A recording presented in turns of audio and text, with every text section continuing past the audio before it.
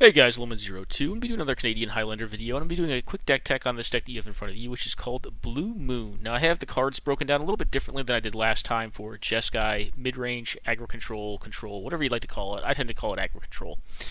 I've broken the mana base down in this because the core of this deck, and why it is called Blue Moon, is that it does run runs the literal Blue Moon, Back to Basics, and Blood Moon and Magus of the Moon. And then at the core of the deck's mana base is a crap ton of basic lands. Outside of that, the deck, in a lot of ways, is kind of redolent and is similar in a lot of ways to the last deck tech I did on Jeskai, because I do think that most blue decks, not all, but most blue decks tend to be a function of Xerox decks, which means that, they tend to use a large array of card selection and or draw in order to get to relevant cards in any given matchup.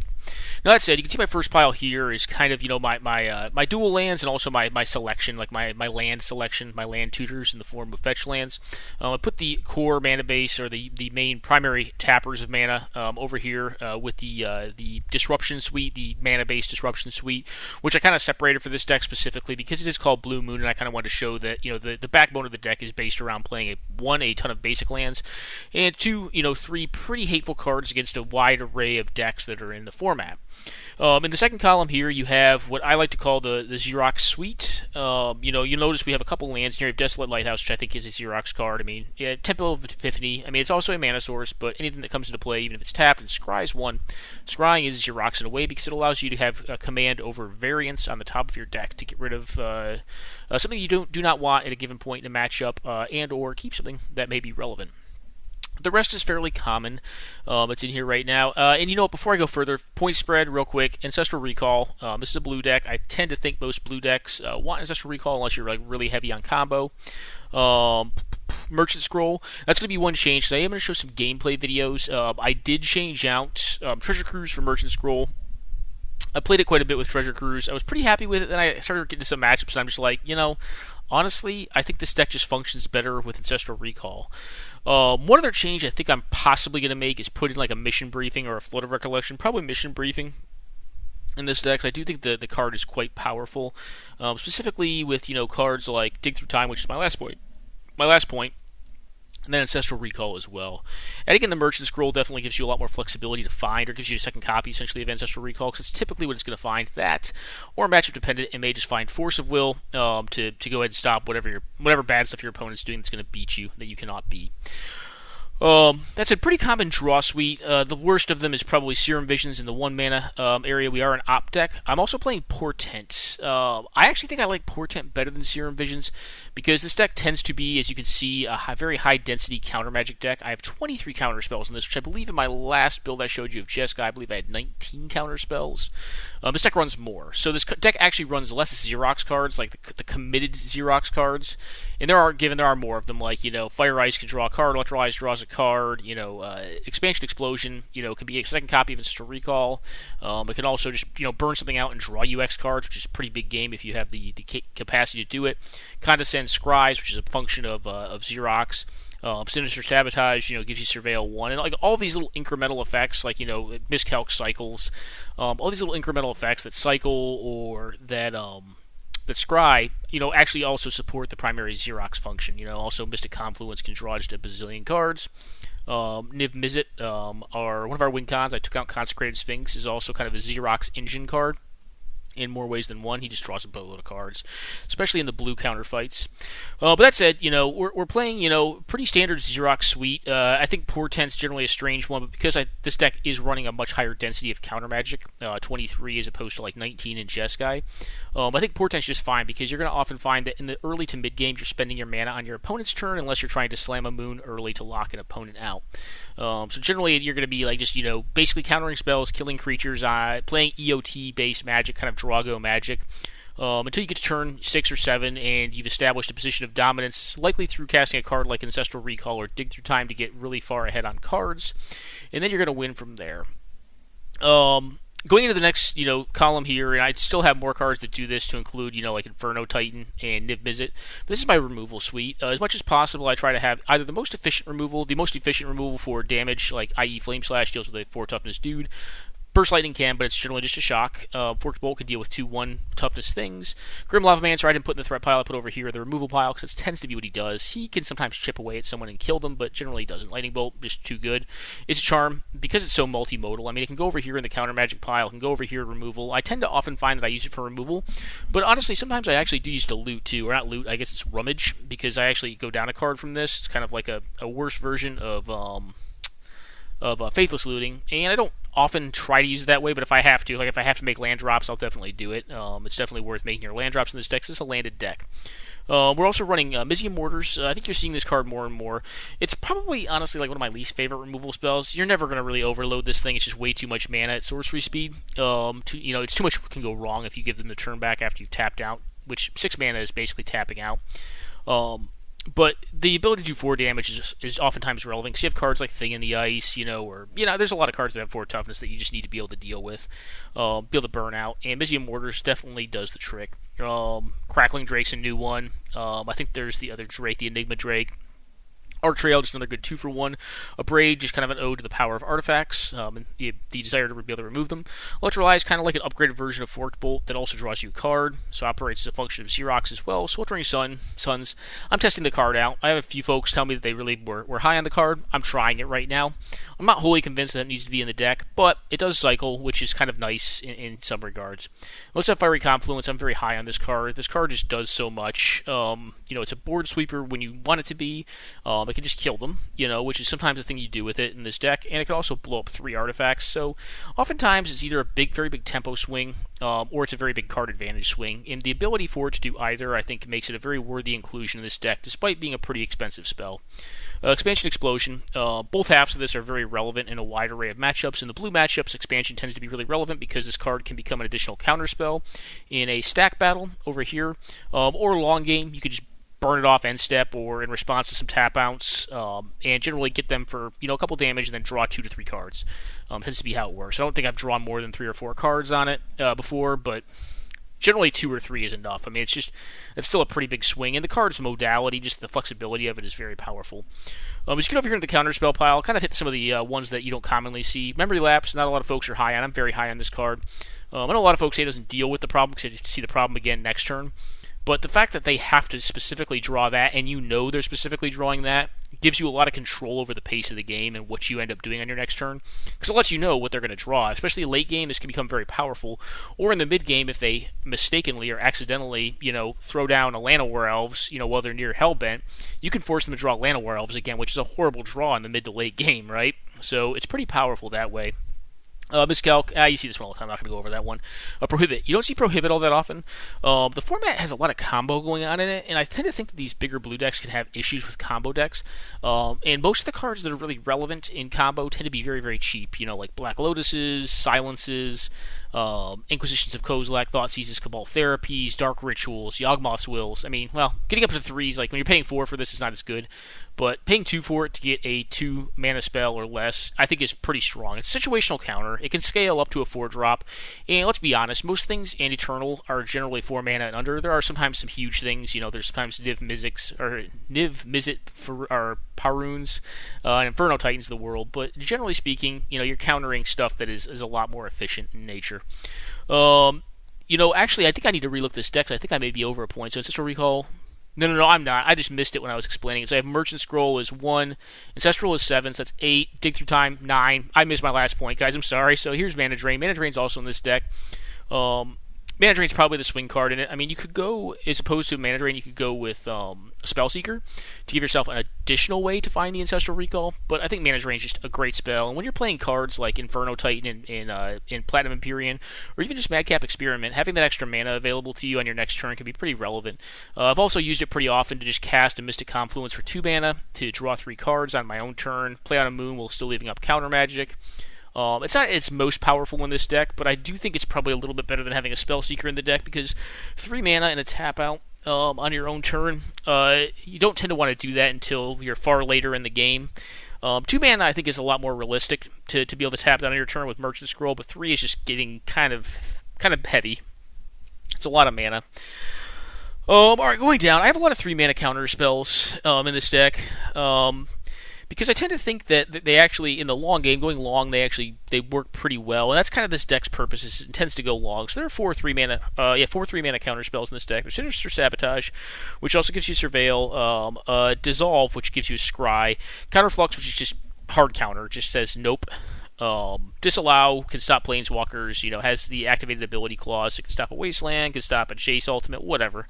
Can just, it does a lot. It's also just a good counter spell. What I kind of missed is Daze. Daze is always close to the chopping block for this deck because this deck's really not as tempo oriented. It's not as quick. It's like, let's say, like an Is It Blitz deck. So oftentimes you don't want to go back a land drop, but I do think Daze is important. Especially in a faster metagame, because oftentimes there could be something that's like, if I don't counter this, I'm going to lose, and Daze does the job. It's a free counter, with a flip of an island. Also, this is a Glenalandra deck. Glenalandra is pretty savage in control fights, and I really wanted to build this deck with a mind to be able to interact along a curve with the red spells, transition to interacting along a curve with the blue spells, generally speaking on turn 2 to 3, and then seal up the long game against combo and control. And Glenalandra, I think is kind of getting a little bit beyond her time. She's not a great threat, but she's not a great threat in the fact that she kills them quickly. But the ability to be able to counter 2 spells against a combo deck is very powerful. Now, note, sometimes you are kind of loath to use her because they can, play a bait spell out. They can get the counter, and then if they have another instant they want to resolve, they can play their instant, in response to her persist trigger. Force of Will, yep, you got to play it. It keeps the game honest. Mystic Confluence, very, very powerful. Spell Snare, again, just one of those ones you got to play. Spell Pierce. I'm a big proponent of Force Spike and Mental Misstep. Again, like I said, I'm trying to interact along a curve, and sometimes you just have Force Spike or Mental Misstep, and you just get them in the early game. Like, you counter a Goblin Guide, you counter something. And I tend to find that Force Spike, actually, a lot of folks are concerned that Force Spike just becomes irrelevant in the late game and it's a horrendous top deck. And typically speaking, yeah, they're right. If you're hellbent and you're just going off the top of your deck, you're probably already losing with this deck anyways. But if you have a Force Spike that you just had from the beginning and you haven't been able to use it, and you get into a good stack battle, it's actually a really good last card to play on a stack, because oftentimes, when you get into these massive stack battles with anywhere from 3 to 6 counter spells on it, folks are not going to have the mana to pay for that one last mana off of a Force Spike. And oftentimes it's that kind of the power of Spell Pierce as well, or Mental Misstep, and really any of the free counters. And oftentimes I find a lot of people don't play around it. So, you can just get them with it. And I think we'll showcase a few games where I just get them with it. Logic Not Condescend, not big surprises there. There's powerful counters, powerful X counters.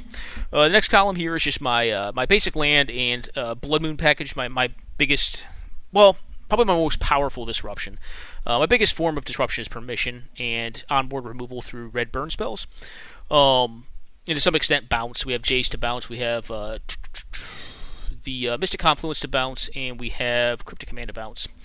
But the most powerful disruption is definitely the moons. That's why the deck is called Blue Moons, what makes it really distinguishable from a lot of other blue-based control or Xerox decks. Kind of what gives it distinguishability to an extent from blue-white control, in that it has a much greater depth of mana-based hate. That's kind of one of the most powerful moves the deck can have. It can also be a liability in matchups, so it's not all powerful. When you're facing a deck like Red Deck Wins, or maybe just a 2-color aggressive deck. In general, the Blood Moons, the Moon effects, Back to Basics, Blood Moon, and Magus of the Moon don't tend to be really where you want to be going with the deck. So those are some of the corner cases where you use cards like Is It Charm just to draw a discard because they're so bad that it's not even worth having them in your hand. Back to Basics maybe has a little more equity than the other two because you can pitch it to Force of Will. But other than that, they're not really great in certain matchups, but in some matchups they're just game enders, so that's why you run cards like them. The last column here is my threats column, so I have Wandering Fumarole over there. I kind of tend to put my lands, I think, where they're most often templated.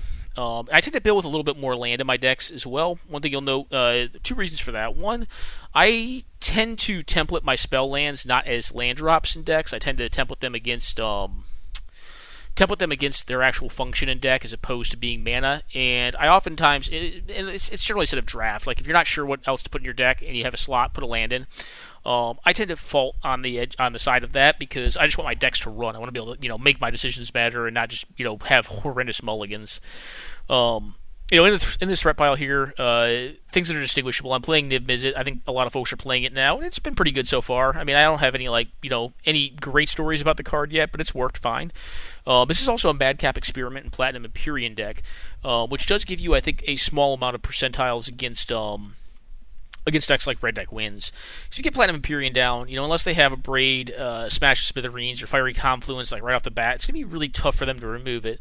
Because it's an 8 toughness thing. Burn spells, tend to have a difficult time with that unless they explicitly deal with an artifact itself.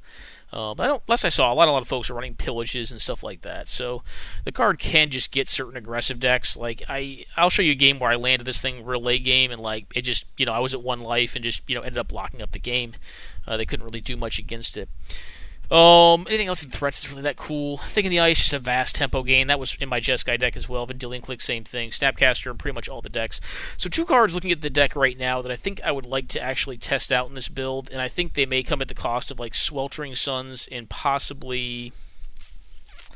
I don't know. I'm going to have to look at it more, but I would like to try I can't think of the card's name now. The new double blue spell instant that recurses an instant from your graveyard and gives you Surveil 2. Kind of like an extra Snapcaster. And then I would also, I think, like to test out Direfleet Daredevil in this list and see how happy I am with it. I think Direfleet Daredevil is a little more meta-dependent.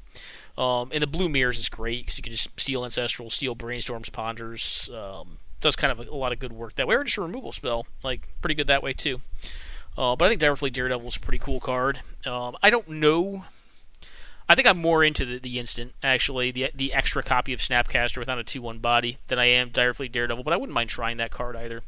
Anyways, guys, this is my Blue Moon deck. I'm going to go ahead and go on a quick pause right now, and then we'll come back with some gameplay of Blue Moon so you guys can kind of showcase how my list at least runs, and you guys kind of get to see it. Now, keep in mind, while I'm going to be playing these games, you'll probably see Treasure Cruise in my deck. Note, I do not have Treasure Cruise any longer. I've replaced it with Merchant Scroll because I just found that I won a lot more games where I found Ancestral. And, I was talking to Ben Wheeler about the list in general, and he said that typically he's finding, if he's running Blue Moon, he's tending to use Merchant Scroll to find Force of Will, just because there are some decks where you just need it. You just need to stop them, you need to double counter something really early in the game, and Merchant Scroll can allow you to get that, on the back of Force of Will. So, anyways, guys, quick pause, and we'll be back momentarily. Alright guys, first game here we're going to be showcasing. We're playing against a Golgolmat. This hand's fine. It's a little slow, but most of the hands are going to be a little slower in this deck. This deck is definitely intended to play a more protracted fight. Keep in mind we do have a Treasure Cruise in our opener, which, as I said, is probably going to be a Merchant Scroll now. I have changed that in my list. But I'm going to go ahead and probably, he's on the play. Mock Start, which is pretty fast. I believe they play a Stoneforge Mystic fighting Umezawa's Jitte. Jitte is not a huge problem. I am going to have to wait for them to put it on the board. Oh, I'm sorry, they find Grafted Warriors. They're trying to beat me down. I'm going to have to try to hold off the aggression until the late game because I do have, mid-game, because I have a Fiery Confluence, but unfortunately, I am not going to have a lot of means of casting, and I get a little lucky here and find the Mizzium Mortars off the top of my deck after Ancestral recalling off the top, so I got very lucky there in those 2 draw steps, but I think I have to do it there just to bide some time. I go ahead and look here with Serum Visions. I believe I do put Force of Will back on top, but I plan on shuffling the 2 lands away with my fetch land on the following turn. Go ahead and Inquisition here. I actually just want them to redraw the Inquisition of Kozilek. They can actually only get 1 card on my hand, which is currently Sweltering Suns. Correction, I don't. I actually got rid of the Force here. So I go ahead and cast out the Fiery Confluence, blowing up the Grafted Work here, killing 1/2 of the Kitchen Finks, and blowing up the Mox Jet, and doming them for 2. They pull out a Bitter Blossom, which is a pretty big threat. It's actually a tougher one to kill. I go ahead and Treasure Cruise here just to see what is what, see what I'm going to be able to do in the next couple turns, and then I go ahead and just cast Madcap Experiment. They're down to 3 cards. It's very possible they have had some removal stranded in their hand, because I have yet to play a creature out. But my hope is they just have more threats to play out. They go ahead and Inquisition me, get rid of my Magus of the Moon, play on a Birds of Paradise, and luckily for me, do not remove my Platinum Empyrean. I'm on the attack plan here. I definitely didn't come here not to attack with the Platinum Empyrean. If they didn't remove it already, no Lightning Bolt plus any amount of damage that's already currently on board is going to kill it, so it's not worth not attacking. So now I see that they're probably playing some variety of Jund / White Aristocrats. Obviously, they can attack me if they want. It's not going to really do all that much here. I go ahead and opt here, find a Negate. Keep the Negate because Negate's good protection for Platinum Empyrean. Go ahead and dig through time on EOT here. I am at some point in time going to want a Cryptic Command probably to bounce their Bitter Blossom. But then I find Niv Mizzet. I can't ever say this guy's name. Niv Mizzet. I'm just going to call him Niv Mizzet. And I have Force of Will in hand, which means that I can pretty much tap out with impunity. They're Hellbent, and I can counter their next most relevant card. They play a land out, and I know the game's probably pretty much over at this point, despite them getting some pretty good early beatdown in and getting me down to 7 here. I start removing 0/1 and 1/1 flyers, play out a Search for Azcanta, go ahead and just cast Sweltering Suns to blow up all of the little dudes on the board. They sack their dude for some odd reason. I'm sorry, they don't sack their dude. I cast it in response, use the trigger from Niv Mizzet to kill the Brindleshote, so it becomes a 3/3, so it puts a 3/3 into play, and then it dies to the Sweltering Suns. So now, they're back to 1/1/1 and a 2/1 off of the land drop from the turn. I'm going to draw here, probably blast the Fairy Rogue out of the sky. I blow the Fairy Rogue out of the sky now. I bolt them down to 3. And, I bolt them down to 0, so I just killed them with Niv Mizzet before I have to attack. So that was game number 1 against Golgomat on Aristocrats. I believe it's like Jund Splash White Aristocrats. His deck looks pretty sweet, but, we managed to get him with Blue Moon here. We didn't use the non-basic land hate, and here it would have been pretty decent, but because this deck can get a pretty aggressive early start down with stuff like, Grafted War Gear, and they just had a fast start in general. They had a Mox draw with Stoneforge into Grafted War Gear. I think it was right of us to actually try to play for a longer game.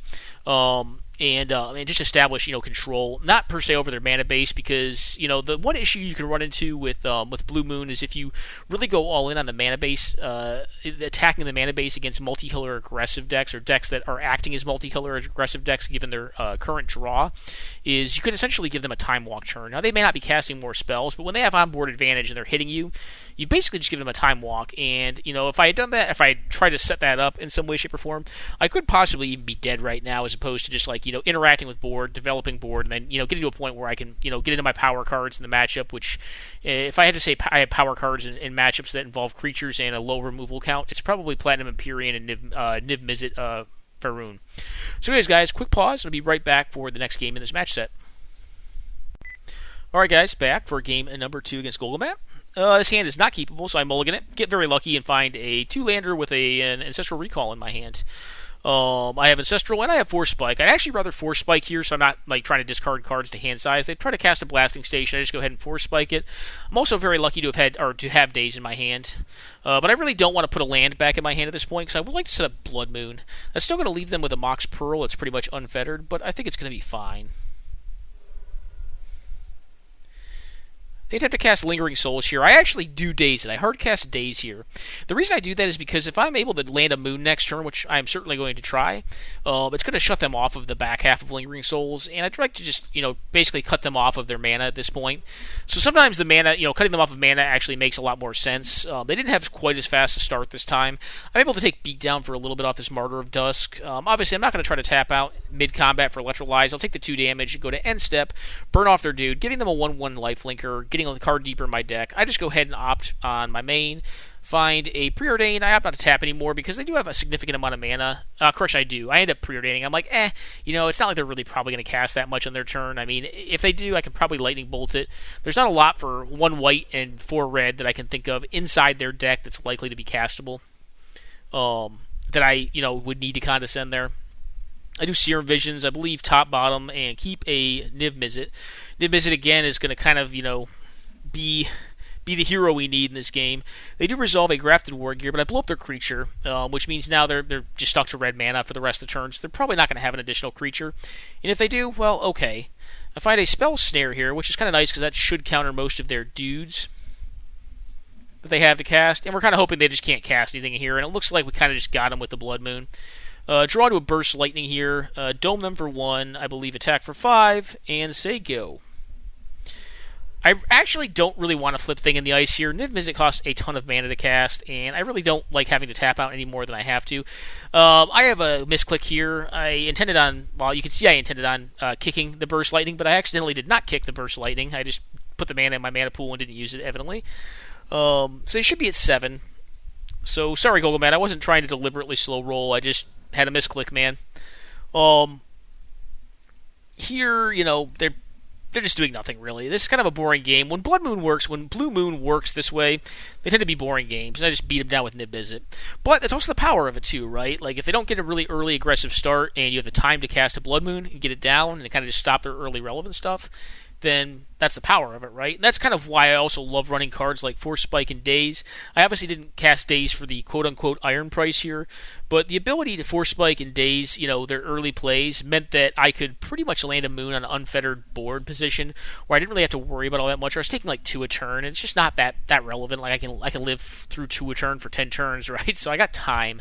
And because you're able to kind of buy that time with some of these smaller incremental cards like Mental Misstep and Force Spike against the more aggressive decks, sometimes you can set up, a really good Blood Moon against them. But then sometimes, they're playing one color and Blood Moon is just terrible. Like, it's just a card I never ever want to see.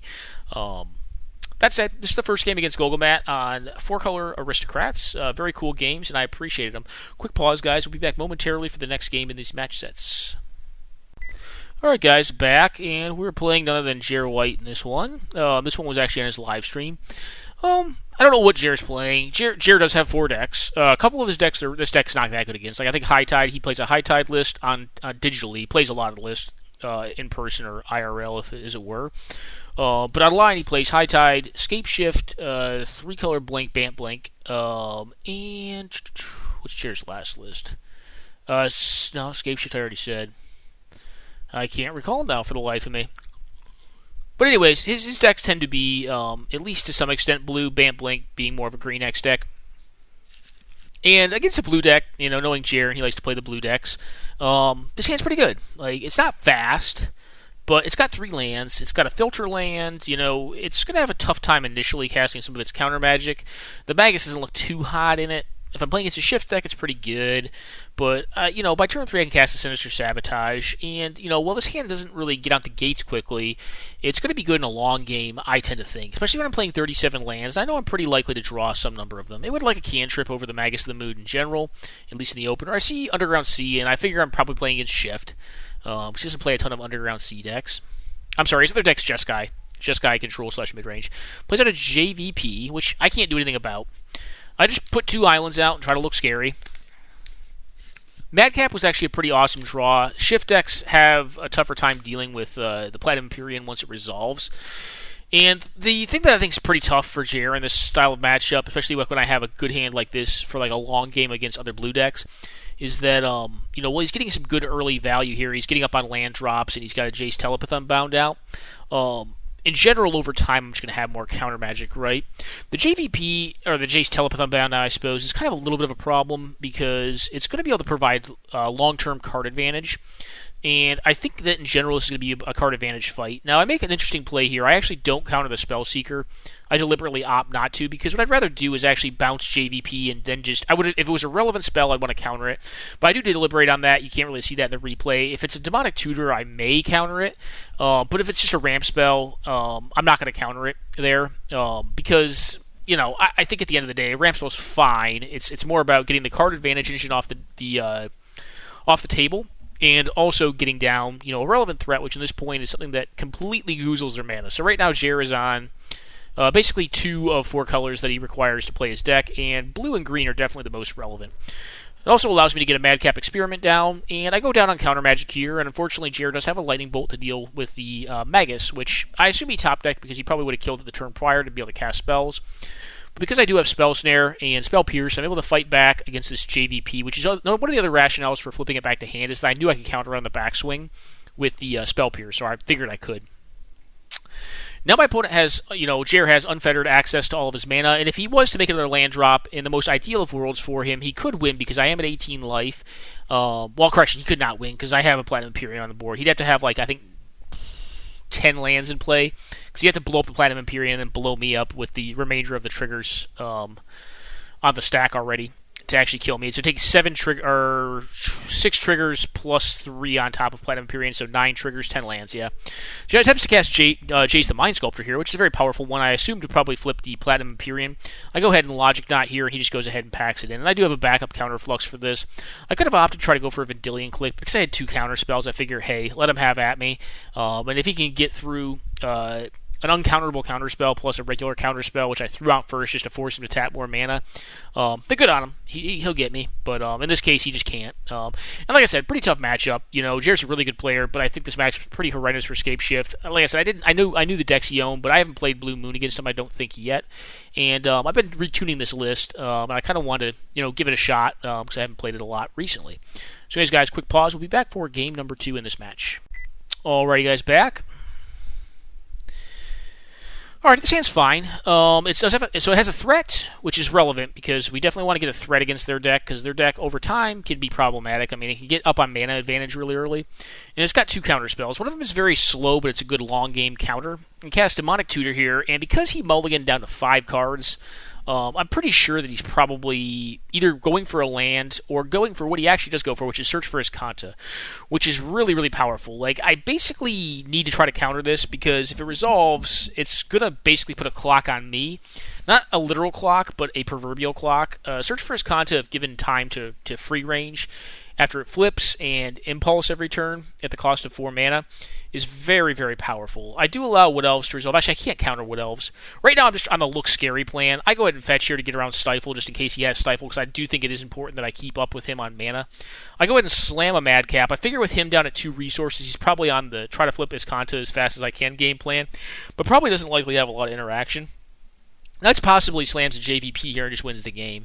For Factor Fictions, I give him the pile with the most powerful card, which is Intuition, plus the worst fetch land. And he takes the 2 pile, which I tend to think means I piled well, or I piled decently well. The Arc Trail is actually relevant because if we attack our opponent, our opponent fetches once and we attack twice, which we know they have a fetch in hand, and we attack twice, then we can actually kill them in 3 turns with the Platinum Empyrean. I do go ahead and fight this with Mystic Confluence. Unfortunately, they have 3 mana remaining, which means that I have to use 2 Mana Leak abilities off of it and only 1 draw. We know they're going to get to resolve Intuition, but I figure the Intuition is going to be a value Intuition, and it definitely is. I give them, as opposed to Dark Petition, the Bring to Light. But actually, in retrospect, it was probably more correct to give them Dark Petition, because in general it's going to require them to tap more mana, even though they have 3 mana to start off with from it. Because they're probably going to need more color resources. Here I go for the win off the Arc Trail. They try to cast Gifts Ungiven. I deliberate for a second and think if I want to actually let this resolve. The problem with it is I know that Jared tends to be a big fan of running both Pact of Negation and Force of Will, and that's going to put me in a situation, and like the other cards he'll find are probably like Snapcaster Mage and maybe like the that's not Flood of Recollection. The other instant speed you can cast the spell, which means that they're going to be able to get Pact of Negation back in some way, shape, or form. So if you have them Snapcaster plus X, then they can just get Pact of Negation back and counter this. And I would prefer to just win this turn as opposed to giving them the turn back, because he is at 7. Well, he's at 7 lands. He can't per se kill the Platinum Empyrean, but Gifts giving him access to 2 additional cards as opposed to just the 1 card, which is Gifts itself, I think makes sense to actually counter it. And knowing how Jared constructs decks, like, he is a Pact of Negation player. I tend not to be. I'm not a huge fan of Pact. I just, I think in some decks it makes a lot more sense if you're slamming huge things. And I guess in a way, like, I kind of did slam a huge thing, a Platinum Empyrean here. But the fact that you can't use it until like turn 5 or later, especially in like the Blue Moon deck, is kind of a detriment to me. I suppose you could like play it on turn 3 and then disallow the trigger, but that'd be about it. That's the only way you could play it earlier. This deck does not run Stifle. But regardless, he's out of interaction, and he dies to the Dissolve on the stack, or he would have died to the Arc Trail after Dissolve resolved, countering the Gifts Ungiven and allowing Arc Trail to dome him for 2. So that is the end of this game, folks. I'm going to be right back momentarily, and we'll have I think 1 or 2 more games for you to check out with this cool Blue Moon list. Right back at you.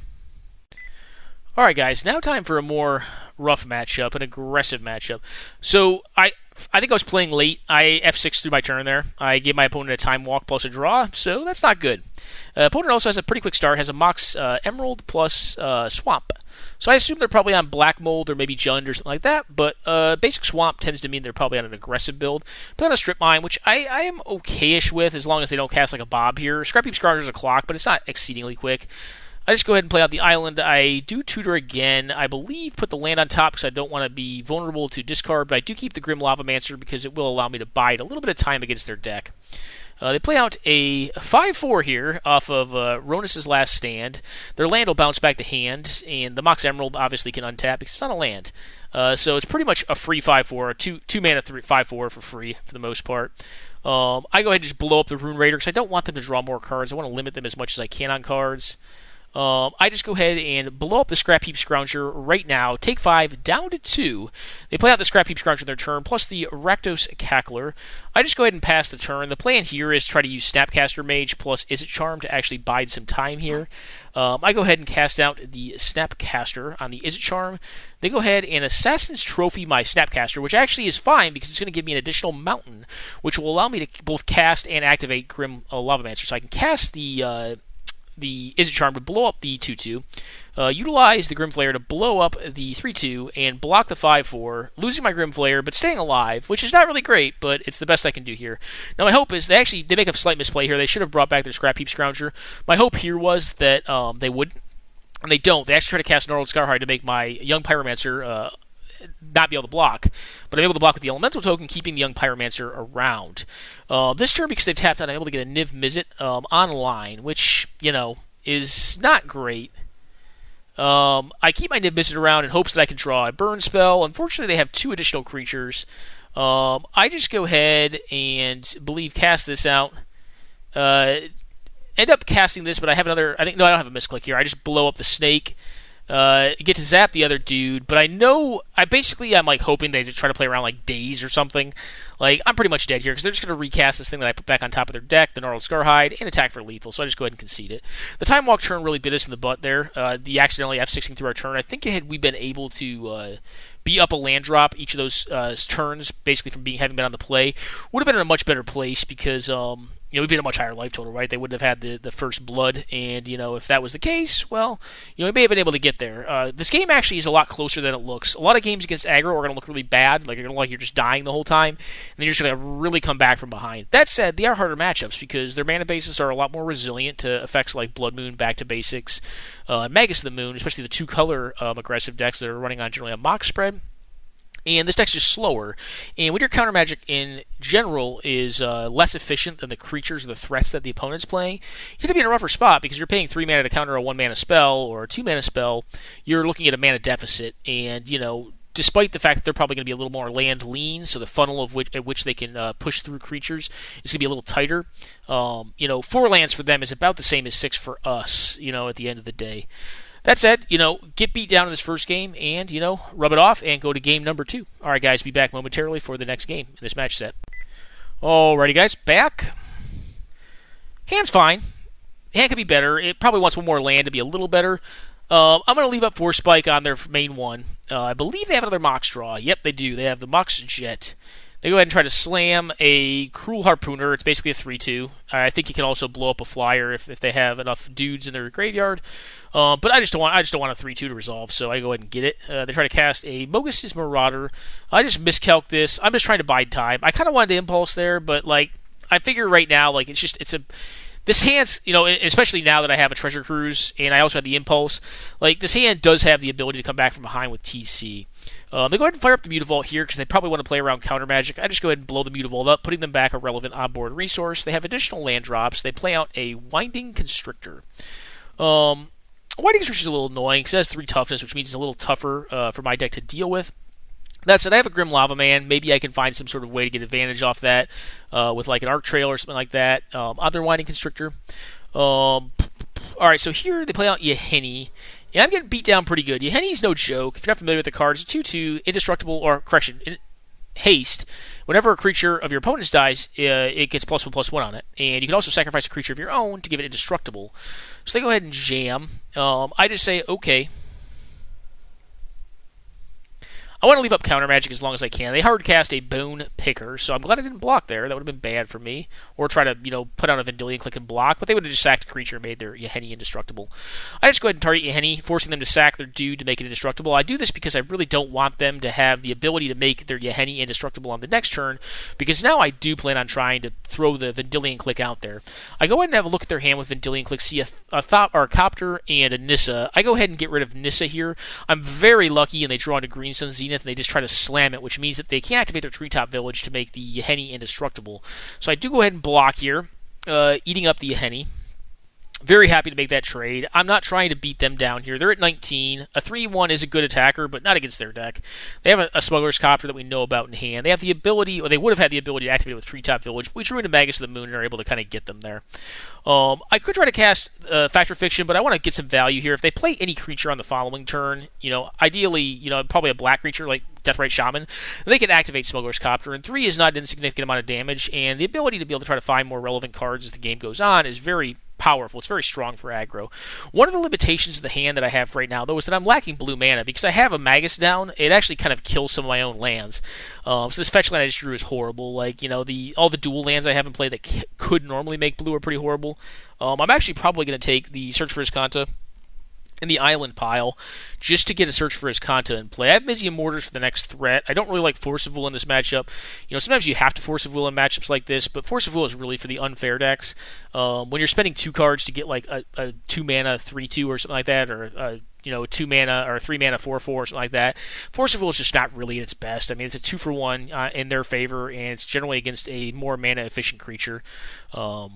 That said, we managed to get him pretty good here on the play, but the next game is actually pretty interesting on the draw. So quick pause, guys. We'll be back momentarily. Alrighty, back. Let me close down chat. Hopefully chat has been up this whole time, but I think it probably has been. Alright, so this hand is kind of iffy. It's on the verge, but it's keepable. It's not a good Blood Moon hand. I really want to get rid of Blood Moon. This is one of those games where I was kind of talking about Izzet Charm, sometimes being a card you actually use to loot or rummage. I actually think I'm going to rummage this hand because Blood Moon is just looking god-awful in my hand. They have the box again, so I'm like, oof, Mox. Moxen are beating, especially against blue decks where you kind of want them to develop normally. They're able to get down 4 power on the board, which is not bad. I don't actually pop off the Abrade here. I actually am looking to find land drops. I saw my top 3 and I kept it because it had 1 land, but I know I'm going to be constrained on mana in this game, so I'm going to take a beat down in the early game to try to smooth my draw out. Because I know I'm drawing into Magus of the Moon and I have a Blood Moon, I really do want to get the Izzet Charm off, or be able to, if I don't have to disallow something on the next turn, take 2 and then use Izzet Charm to actually loot. Because I really want to get rid of Blood Moon and Magus of the Moon. I think they're both really not good in this situation that I'm in right now. Which I do. I get rid of both. Pretty happy to get rid of both. Find a Forked Bolt. Go ahead and Forked Bolt their Gentleman over there. Play out my tapped land and leave up Disallow on their following turn. So I've gotten the board where I want it to be. The board is open now. There are no threats out. I'm feeling pretty good. Then Bloodghast comes out. Bloodghast is not a card you counter. Avatar of the Resolute is certainly a card you counter. Bloodghast is a problem for this deck, because this deck is not running it's not Molten Rain, but there's a couple cards in exile. I think Incendiary Flow, Molten something, not Magma Jet. Is it Magma Jet? Molten Jet? Magma Jet? I don't know, guys. I'm sorry. Magma Jet's the 2-mana one that scries. I can never remember that. Magma Spray. I'm sorry, guys. That's the one that actually exiles, the 2-damage one that exiles. I actually go ahead and Explosion this thing because I just don't want to take 2. And it really is buying me a draw step. That's why I'm doing it. If they draw a land, they're going to have it anyways.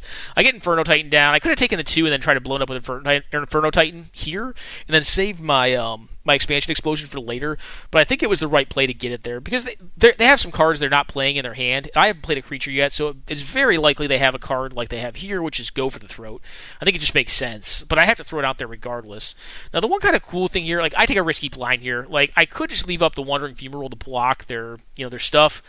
I see if I can hit a top deck. I see if I can have them miss for a turn. Because if they miss for a turn, I'm able to get Jace down and then have Wandering Fumarole available, or Fiery Confluence, then I can blow up the board and then hopefully get something to stop the Bloodghast. I do go for a Treasure Cruise here, which again, it's not really per se, I think it's probably still Oh, did the game freeze?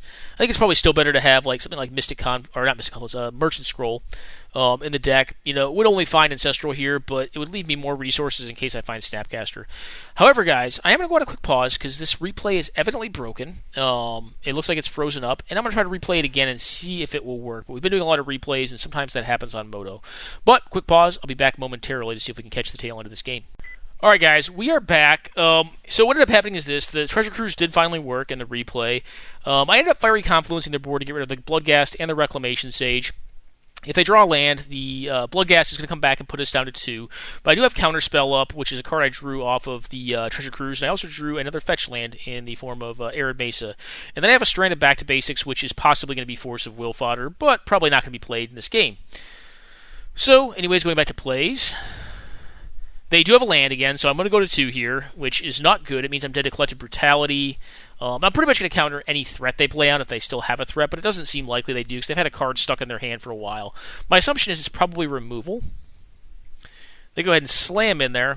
I go ahead and find a mountain. The Arid Mesa can only find a mountain at this point of note because I have both Steam Vents and Volcanic Island in play. They do have Fatal Push. I have to counter this or else I'm dead, so it's a must counter spell. They play on a land again, get back their Bloodghast. Cool. I'm glad to see they have a land and not something more relevant. Find a Mental Misstep, which is fine. A lot of their cards are very cheap, so I'm actually kind of not upset to have Spell Snare and Mental Misstep. They go ahead and slam for some reason. My assumption is they drew removal if they're slamming here because they want to get me to fire it up. I mean, I basically have to fire it up regardless because I'm going to die to the attack. So if they have removal, cool, but it's a forced play by me. They do have another land. I guess they're just trying to get me to fire it up and not cast something else relevant, which is fine. I go ahead and find a Desolate Lighthouse, which is a huge pickup. It's going to let me get rid of this Stranded Back to Basics in my hand, and is really going to be the instrument by which I try to claw back into this game if I'm able to. They actually don't attack this turn, which I think is actually kind of a mistake. Now, they may not have a land in hand, but I do think they want to force me not to use Desolate Lighthouse by forcing me to activate the Wandering Fumarole. I draw to a Lightning Bolt, and I have a Spire Bluff Canal. Spire Bluff Canal is the first on the chopping block to get pitched. Now, there's an argument to using the Lightning Bolt to kill the Deathrite Shaman, but I opt to keep it because I think it can kill bigger things than 1-mana spells, and I would rather use Mental Misstep on something I know I can counter. If they play out, there's certain, 2 and 3 drops that Lightning Bolt can still kill. I get rid of the land here, keep the Sweltering Suns, cycle the Sweltering Suns, find Mystic Confluence, which is very powerful. Then I draw into my bomb. I draw into Madcap Experiment.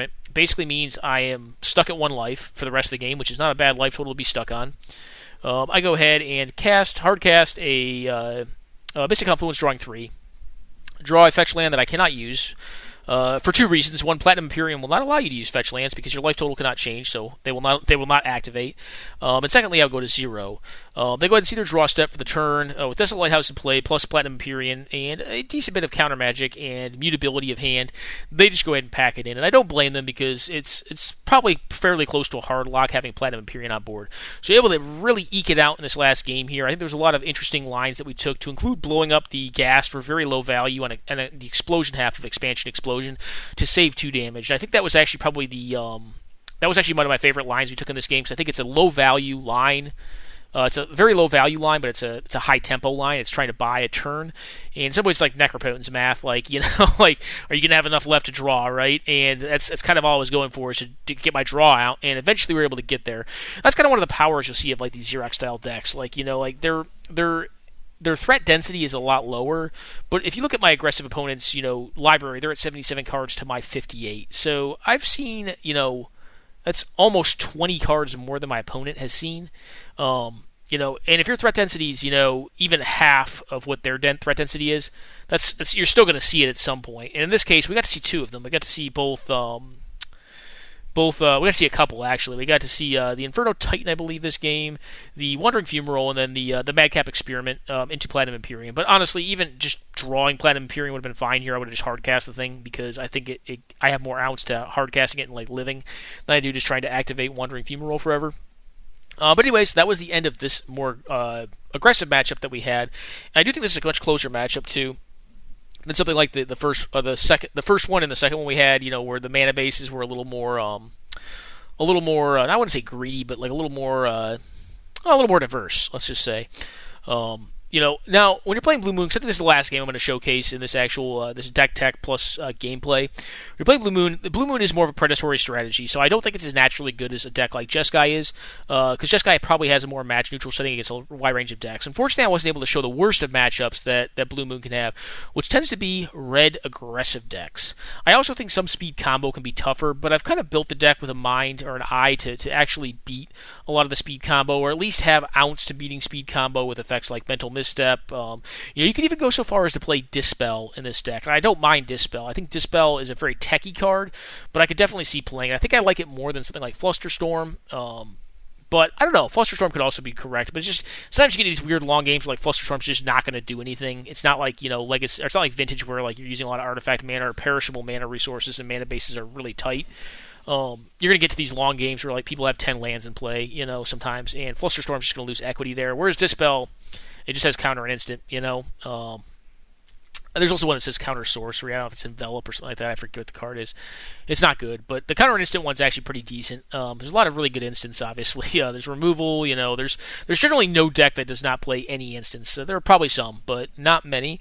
But at the end of the day, like kind of the theory of this deck, it's in a lot of ways similar to blue-white, but it does not have many comeback from behind. It doesn't have many comeback from behind or many for one board answers. It has some, but it tends to actually interact better along a curve, which I think gives it a slightly better matchup against the aggressive decks than something like blue-white. Aggressive decks are really fast, and sometimes getting to 4 mana on blue-white to cast a Wrath of God, then give them the untap, it's not fast enough. Whereas I think if you interact, at 1 mana, 2 mana, 3 mana, 4 mana, just follow them along the curve and interact with them with cards like Force Spike, Lightning Bolt, etc. You can generally keep pace a little bit better. The other route this deck has is that in some matchups just can get auto wins due to having Blood Moon, which is very powerful. That all said, I do think it's a little less match neutral because it does have less deck mutability. If you compare this build to something like my Jeskai build, you'll note that the Xerox style cards are actually far lower. Not far lower, but probably like five Xerox cards lower than I am in the Jeskai deck. So the deck does have less mutability, and it's intentional. This is more of a control deck than the Jeskai deck is. The Jeskai deck is more of an aggro control or switch deck. This deck has a much higher counter magic density, which means that it's more set up to play the long kind of control fight. This is kind of like, one of the quintessential big blue decks of the format. There are other blue decks that could have trouble with, like Seinfeld generally will tend to beat the socks off of this deck because like the land hate doesn't do anything and you just have less counter magic than them. High Tide tends to be tougher matchup as well, I think. But in general, against like the Green X decks, you're going to generally tend to have a pretty good matchup. Against combo, I don't think it's horrible. Your bad matchups tend to include the decks that go bigger, a lot bigger. Well, I'm sorry, not bigger, but decks that go with a lot more blue, a lot more counter magic. Like the more blue a deck is, the better it is generally against other blue decks, if that makes sense. I do think blue-white's actually favored against this deck. The Esper one's probably not as much, but like the more pure blue-white, maybe Splash Black, I think tends to be pretty good against Blue Moon. But in general, like Blue Moon is kind of like one of the quintessential big blue decks that can fight along quite a few different axes in the game, and tends to be really good against like the mid-range decks. Like I think it has a great matchup there. So anyways, I hope you guys enjoyed the video content. This again is Blue Moon Control. I did talk about a few changes I'm going to be making. You saw me playing Treasure Cruise. I've already changed that out. And I think I'm probably going to look to change one or two more cards. I wouldn't mind trying Direfleet Daredevil out in this deck. I have been playing it in Jeskai, and I've been pretty happy with the card.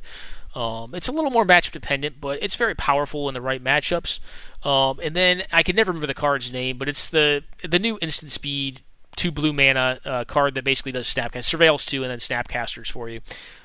Gives you flashback on a card, basically. But anyways, guys, it's been Blue Moon. I hope you guys enjoyed it. I hope it was informative and or useful. And please, leave some comments. Give me some deck suggestions on it if you are a longtime Blue Moon aficionado. We'll definitely listen to what you have to say because I'm always on the lookout to try to, take my builds and my decks to the next level and, and have fun doing it. All right, guys, enjoy and take care now.